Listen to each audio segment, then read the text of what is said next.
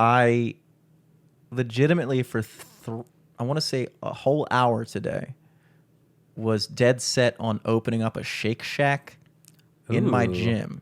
There you go. I don't know why, but I walked in and I go to the LA Like Fitness. the burger place? No, Or no, like no, not like a franchise. Okay. I'm joining the Shake Shack family. selling hamburgers at the gym. I don't know if that's going to be a good... It's going to be big. Hey, would you like to negate your entire workout Yeah, Jesus. With You've this- earned it. Trust me. with this fucking frosty? No, I go to the LA Fitness in Towson and there's this giant fucking Yeah, there's like a retail space. well, there's like a well, inside the gym. Yeah, in the gym. Yeah, there's a little like juice bar. Yeah. I went to LA Fitness a long time ago. Oh, really? Yeah. Dude, why didn't you tell me? Because it was like 5 years ago. And I went for like 2 months and canceled. Well, you should. I didn't like it, to be honest. You didn't like it? Yeah, it's just kind of weird, like that you had to park in that garage, and you had just been banned from it, and I felt, I felt like I had to ally with you on that. It felt one. wrong. Yeah, I actually a major plus of that though is for me who lives in Towson, It's a good garage. I can park there whenever now that all that stuff is under the bridge, and I don't think there's anybody that would look at me and be like, "That's the guy. Get him out of here. guy." Get him out of here." That I can just like whenever I go anywhere in Towson, I'll just park there, and then I can just walk up to the gym, You validate. know my what? parking. I did do that too when I went to the gym. Yeah, it's pretty sweet in that regard. I don't mind it actually. Other than like the fact that I get to park there every day and not pay those motherfuckers anything. Almost like it more. I'm like, hell yeah, dude. Yeah. I'm not paying you I a can see fucking that. cent. I park here every day, bitch. You know, I getting a cent out of me.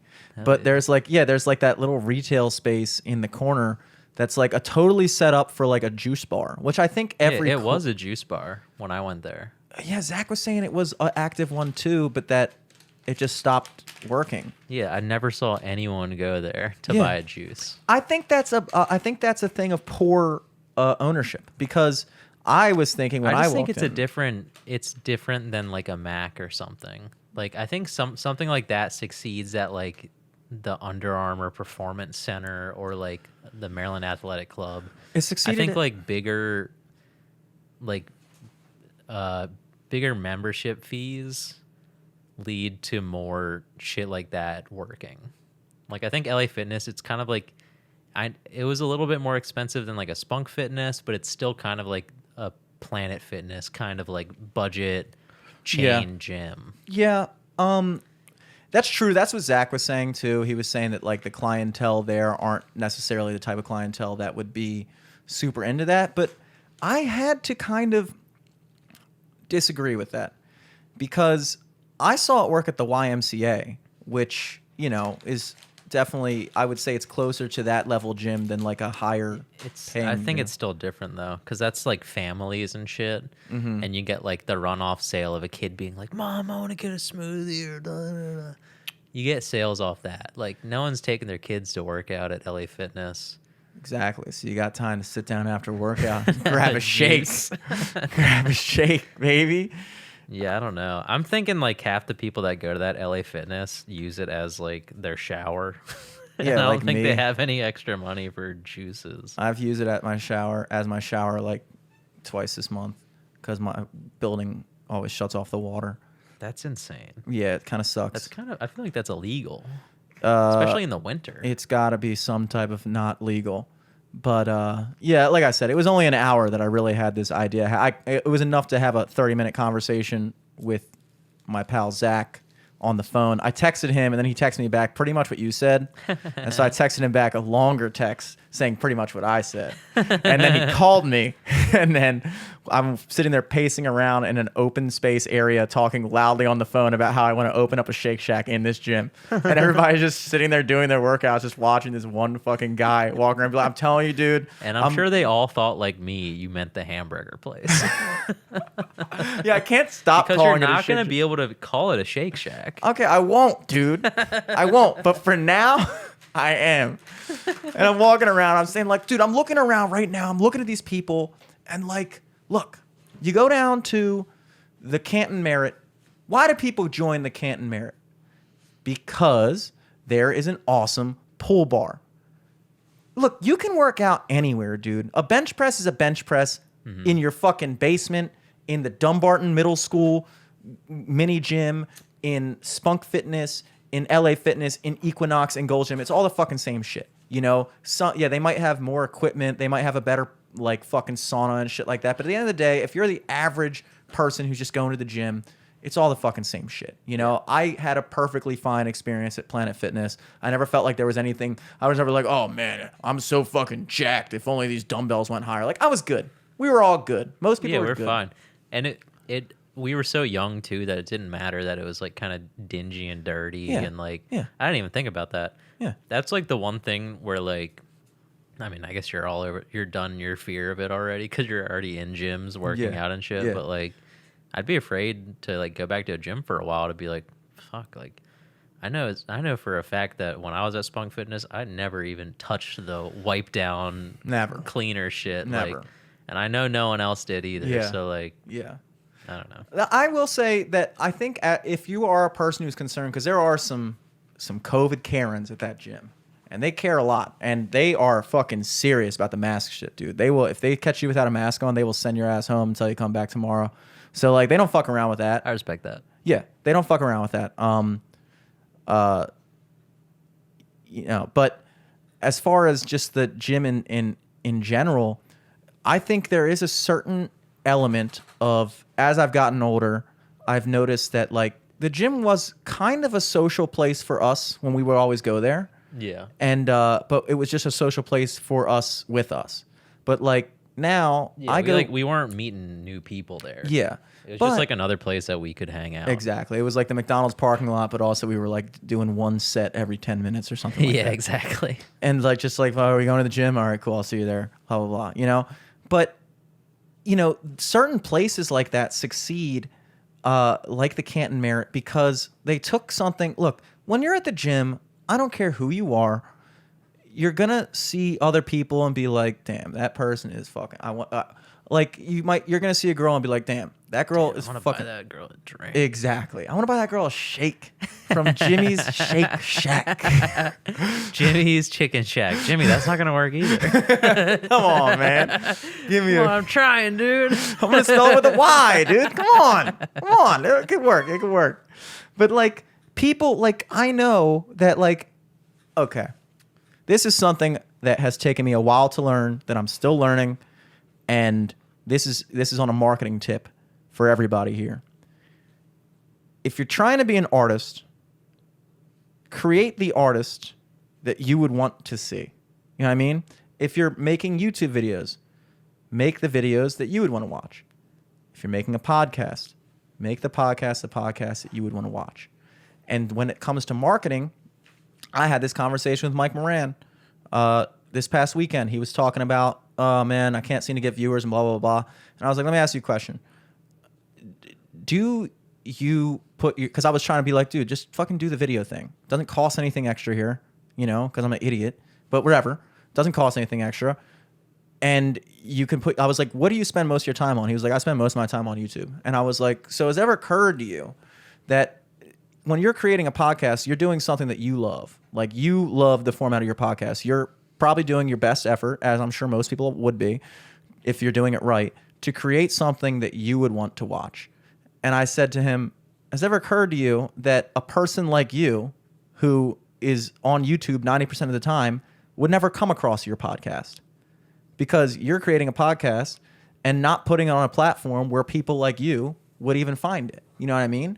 So you're like, you know, I'm expanding upon that and saying, you know, I want a Shake Shack.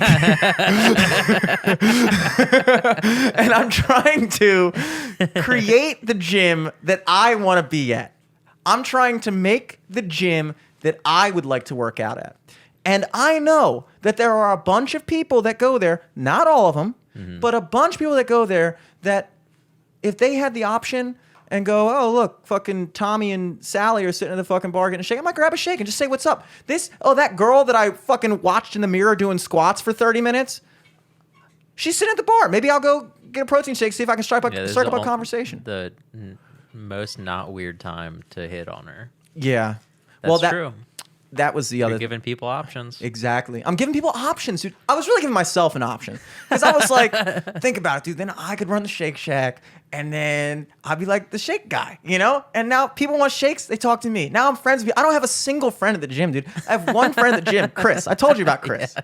I talk to Chris all the time, dude. And what do? We talk about girls there. We talk about the different girls we see. We talk about like what we're doing, blah, blah, blah, blah. Working out. Oh, what are you doing later, blah, blah, blah. He's my gym friend, you know? And he's my only gym friend. But I could have so many more gym friends, you know? So I was going through all the logistics in my mind. I was like, how would I do this? You know, it's a free space. It's not like I could build the fucking thing. It's already there. I could say to them, look, I'm going to get a bunch of fucking fruits, some protein. I'm going to fucking get a blender. Yeah, a juicer, a blender, some random protein bars. Go stock up from 7-Eleven across the street. Get them all in here. Bring them in here. There'd be a cheaper way to do that. Yeah, probably. I'm not going to buy them in bulk. Trying to support local business, dude. Toss is 7-Eleven. Support your local 7-Eleven. They need you. And like, you know, create all that and just maybe say to them, look, right now, you have an empty space in the corner of your gym that's bringing in $0 profit. It's just sitting there. Mm-hmm. What if I said, look, let me run a blender out of here, dog. Let me put a couple protein bars back here, and I'll give you a percentage cut, however I make per month. There's nowhere to go but up. You're already making $0 off this space. I'm offering to invest my own money, come in here, make some shakes, not call it Shake Shack, maybe. And then, we're going to try to work on that. Yeah. Like here's a chart. Here's how much money you make from not letting me do this. $0. If I make one sale, you're making more money than you possibly ever could have been making by leaving it the way it is right now. Yeah. You know. And then I thought about it, I was like, well then, damn, I need to fucking staff it. But that's the other trick. Look, call it what you want, call it misogynist, call it whatever. If you want a successful Shake Shack, you gotta do what the YMCA did, dude. Staff it with hot chicks. Staff it with hot chicks. Simple. It's that fucking easy. It really is.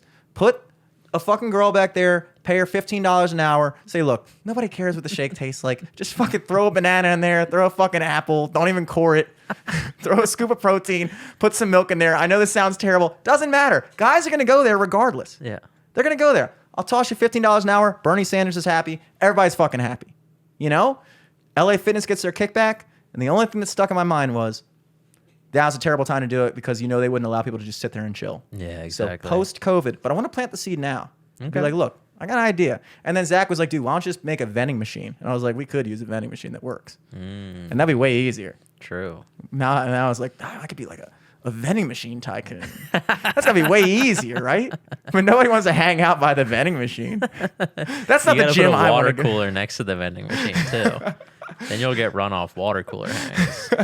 Exactly. Runoff water. Like, I'm creating the gym. I want a vending machine. And I'm sitting there trying to create this fake thing that nobody, like, you guys don't have a good vending machine banter? I think the first step in your plan is the vending machine to then get the circle to then bring up the juice idea. Exactly. You get in there. I've already proven myself a successful venture capitalist by implanting this vending machine in here that's actually stocked next to the vending machine that's never stocked. Maybe I could just stock that vending machine for zero profit.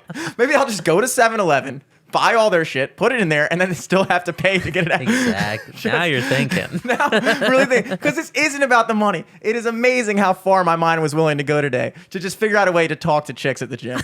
It is amazing. It is amazing. The leaps and bounds a man will go. I will start a business. I will start a business here because I want to talk to each and every one of you. But that idea subsided. I'm over that, dude. Yeah. I talked to Zach. He's like, dude, don't you have like a studio that you should be like working on and stuff? Yeah, you're right. You're right. That would really eat into my day if I'm fucking slinging shakes at the Taos and LA Fitness when people are trying to record and shit like that. Yeah, you're gonna have to fucking now staff the studio too. Exactly. With hot chicks. Then you're just hemorrhaging money, dude. Exactly. Now I'm paying a fucking hot chick to sit in the studio for $15 an hour to browse YouTube videos like I do. Pay them in podcasts. pay hot chicks. Yeah. Have them start a podcast and be like, okay, this is kind of like a co-op situation where now when I'm at my juice business, you have to man the studio. And she's like, why don't you just do the podcast and I'll man the juice business? I'm like, no, that's not how this works. No. You do the podcast. You talk to Miss We Moon. need hot people here. Yeah. You light the kerosene heater with a lighter and risk your life. That's what you do. I'm going to stay at the gym and talk to other hot chicks. Because that's what I do. This whole plan was I don't know. I think that Tim Dillon said it best, where 99% of business is fake business. Mm-hmm. Most people you talk to when you show them a house, they're not going to wind up buying the house. So for all intents and purposes, that was fake business. They walked in, they told you their price, they looked around, they gave it the whole hoo-ha, blah, blah, blah, blah. You talked, you saw send you paperwork. Nothing ever happened. That's fake business. It's fake business. I actually bought that sweatshirt, by the way. I was watching the most recent episode. I think Josh got one too. Hell yeah. That was such a funny clip. And then he said they had fake business mugs, and I was going to buy one of those. And then I saw the crew neck, and I was like, I'm getting this, dude. I'm getting this. Yeah. I'm going to wear it when Tim Dillon comes on our podcast next month. Hell yeah. Which would be sweet. Positive affirmations, dude. Mm-hmm. We'll get all these fans set up. Directly onto him. 12 of them. Still won't feel a fucking breeze. But I think those are, I think that just, because I remember I would do that all the time with Henry. He was another guy that was really fun to talk to about just coming up with business ideas. It's something that... Well, yeah, for a while, we almost got locked into like each having to pay like 30 grand to buy a house to then still rehab it. Yeah. But at the time you're like, when you have no... At the time I was thinking like, damn, how am I going to come up with 30 grand? At the time I was thinking, damn, what am I going to do with all this money I'm about to make off of this idea that is flawless? I mean, that part of the plan was great. Yeah. Like doing that and then basically being like, okay, now that we have this, fucking buy another one, and then we live out of one, rent the other, and then once we get enough money, do that with another house. Yeah. It's like, all right, this makes sense. It makes sense. But also, I don't know how we're going to do this. But the mistake that people make is when you're young is that you hear something like passive income and you fall into the belief that it's actually passive. Mm-hmm. Owning real estate is a job. Yeah. I know Marxist Twitter is going to get pissed off when I say that your landlord, if he's a good landlord, that's a real actual job.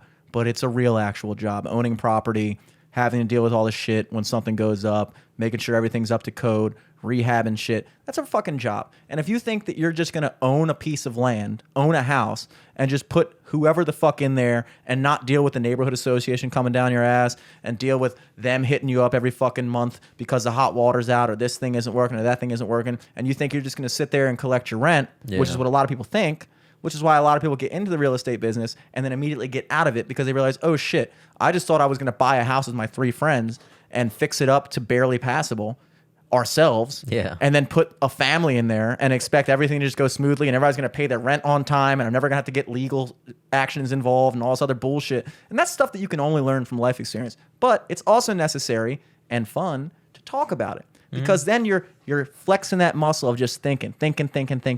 So today when I went to the gym to work out, I also worked out my mind muscles. I worked out. I created a whole situation of, I'm probably not going to do this, but if I did, how would I run this fucking shake thing? How would I be able to talk to this girl? Well, first, obviously, start a shake business right next to reception. Step 1, open up a shake business. Step 2, try to talk to that girl. The most logical first step, open up a shake shack. But then the adult in me kicked in and it was like, Jim, you had your fun ranting. Let's just go with the vending machine. We can't be pie in the sky every day about this damn Shake Shack, Jim. We got to get grounded. We got to start thinking vending machines. We got to start thinking 7-Eleven wholesale. We got to start talking to them. When they get their shipments in, we need first grab. Not bulk prices. Not bulk prices. I just want the freshest stuff at the highest price. And then we sell it to the customer for a steal. For a steal. On the grounds that they talk to me. Who's the customer, you ask? Me. I'm the only one who will use the vending machine. I got into this business to lose money. Anybody can do that. Anybody can get into business and lose money. It's very It's easy. It's easy. You can do it. so If you're easy. listening to this podcast, you can get into business to lose money, just like I'm about to. Don't let them tell you you can't. What's important to you?